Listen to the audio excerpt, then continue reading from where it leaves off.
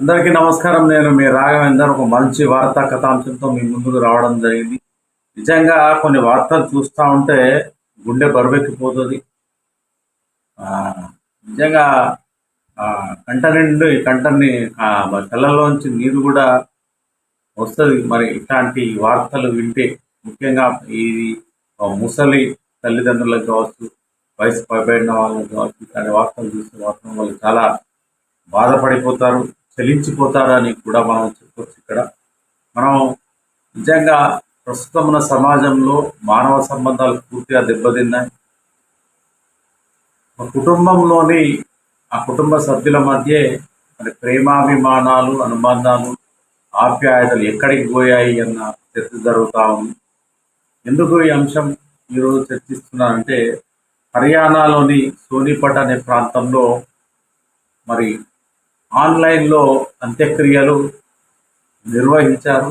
ఆన్లైన్లో అంత్యక్రియలను వీక్షించారు. మరి ఈ వీక్షించింది కొడుకులా అంటే కొడుకులు కాదు, ముగ్గురు కూతుళ్ళు. రతన్ గుప్తా అనే ఒక వ్యక్తి, రతన్ గుప్తా ఆయన మరి వృద్ధాప్య దశకు చేరుకున్న తర్వాత రతన్ గుప్తాను ఆయన భార్య మీనా, ఆయన భార్య పేరు ఇద్దరు తీసుకెళ్ళి హర్యానాలోని సోనిపట్ అనే ప్రాంతంలో ఏదో ఒక అనాథ శరణాలయంలో చేర్పించేసారు.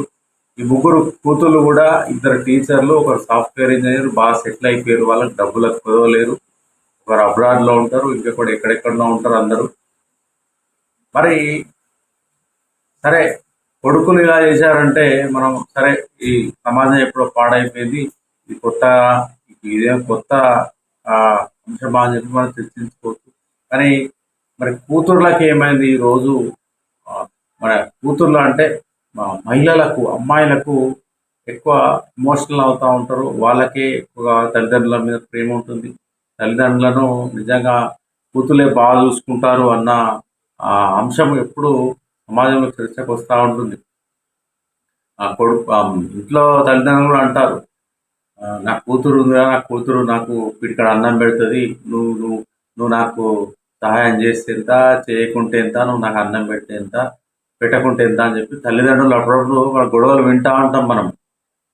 కానీ మరి అలాంటి కూతుళ్ళే ఈరోజు మరి హర్యానా ప్రాంతంలో ఇక్కడ ఎంత దారుణానికి తెగబడ్డారంటే, మరి చాలా మంది మనం చూస్తూ ఉంటాం, మన తల్లిదండ్రులు ఎవరైనా ఆరోగ్యం బాగాలేదంటే ఎంత దూరంలో ఉన్నా మరి వీకెండ్లో కావచ్చు, ఇంకెప్పుడైనా వెళ్ళి చూసి వాళ్ళని పలకరించి వాళ్ళతో కొద్దిసేపు మాట్లాడి పండ్లు, ఫలాలు, బ్రెడ్ ఇవ్వడము, డబ్బులు ఇవ్వడము, అట్లాంటివి దాదాపు చేస్తూ ఉంటారు అందరూ, డబ్బున్నోళ్ళైనా లేనోళ్ళైనా.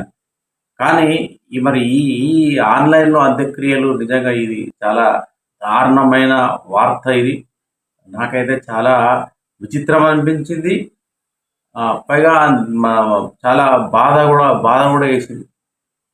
సరే, తల్లిదండ్రుల మీద మరి అంత కోపం ఏమున్నదో వాళ్ళకి నాకైతే అర్థం కాలే. ఇక్కడ మరీ దారుణమైంది. ఎంత దూరంగా ఉన్నా ఎక్కడున్నా మన తల్లిదండ్రులు చనిపోయినప్పుడు మరి ఈ విధంగా అంత్యక్రియలు వాళ్ళు దగ్గరుండి నిర్వహించాల్సిన సందర్భం ఇది. మరి అలాంటిది ఆన్లైన్లో జస్ట్ సెల్ ఫోన్లో ఆ చితికి డెడ్ బాడీ తీసుకొచ్చి చితి పైన పెట్టడం, తర్వాత కట్టెలు పేర్చడము, తర్వాత మన ఏదైతే దహన సంస్కారాలు అవన్నీ కూడా ఆన్లైన్ మొబైల్లో చూస్తున్నారు. ఇంకా ఎంతసేపు చేస్తారు, ఎంతసేపు అవుతుంది, మీరు ఎంతసేపు ఆన్లైన్లో ఉండాలి, ఎంతసేపు. మరి ఇంత దారుణంగా దిగజారిపోయిండ్రు అంటే కూతుళ్ళు కూడా. నిజంగా ఇది సభ్య సమాజం సిగ్గుపడే రోజు. ఇది అందరూ ఆలోచించాలి.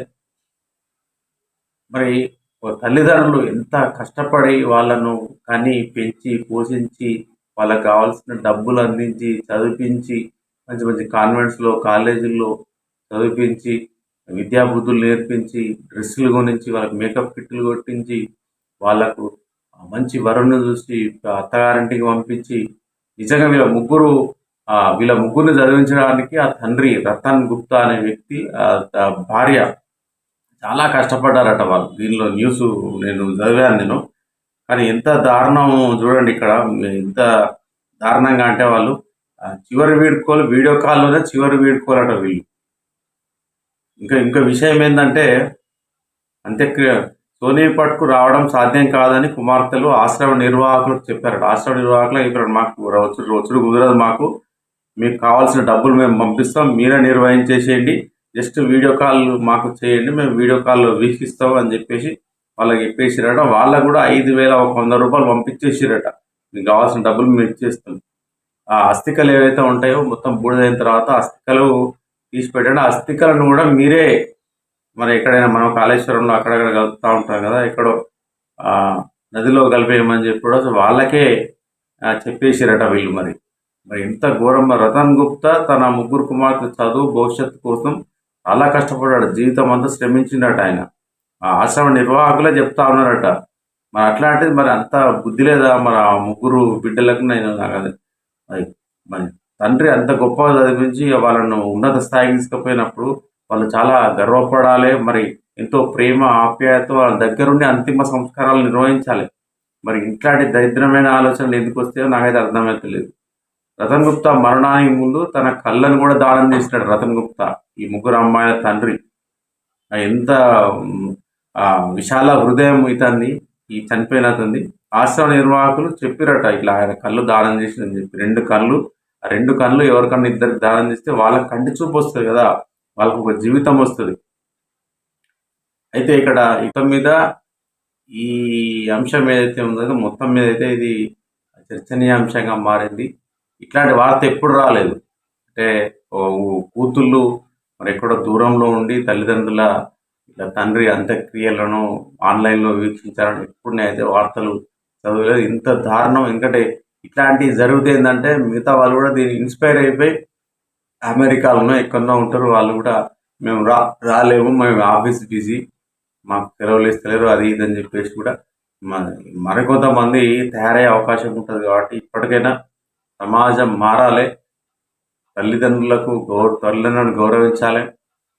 వాళ్ళ ఆరోగ్యం బాగాలేకపోయినా, వాళ్ళకు ఏమైనా ఇబ్బందులు ఉన్నా కూడా ఖచ్చితంగా దగ్గరుండి చూసుకోవాలి. చనిపోయినప్పుడు మాత్రం ఖచ్చితంగా అటెండ్ అయ్యి వాళ్ళ దహన సంస్కారాలు పూర్తి అయ్యేంత వరకు కూడా మరి కడసారి తల్లిదండ్రులకు వీడ్కోలు పలకడానికి కొడుకులు కావచ్చు, కూతుళ్ళు కావచ్చు, కుటుంబ సభ్యులు కావచ్చు ఖచ్చితంగా దగ్గర ఉంటేనే నిజంగా మనం ఈ భూమి మీద బతుకుతున్నాం, మనం మనుషులము అని చెప్పేసి అయితే అనుకోవడానికి వీలుంటుంది. లేదంటే మనకు జంతువులకు తేడా లేదనే భావించాలి.